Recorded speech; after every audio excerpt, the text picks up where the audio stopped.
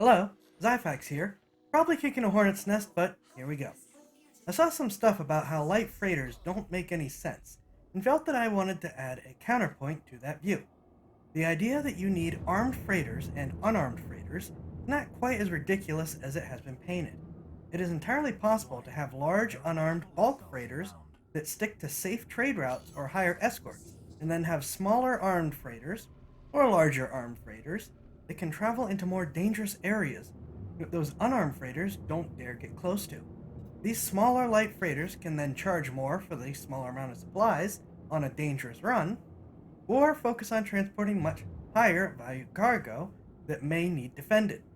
These ships, in both Star Wars and other franchises, are typically sold in much more stripped down, limited builds by manufacturers who know it's up to their captains to upgrade them into the custom hot rod gunship, transport, racer, whatever that ends up being the hero ship. There's no reason to come up with an excuse for why these ships are easily accessible.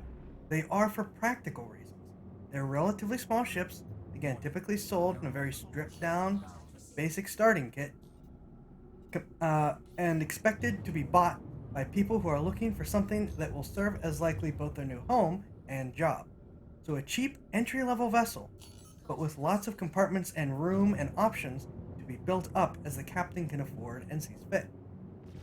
This is outright stated in the lore of a lot of different franchises and series, and makes a decent amount of sense, as long as the technology level of the civilization actually makes the idea of private starship ownership practical. As a result, the hero ships that we see are not in fact the stock market version of their vessels, but ships that have seen years worth of upgrades, modifications, and other additions to turn them into the hot rod gunships that can stand toe to toe with other military ships.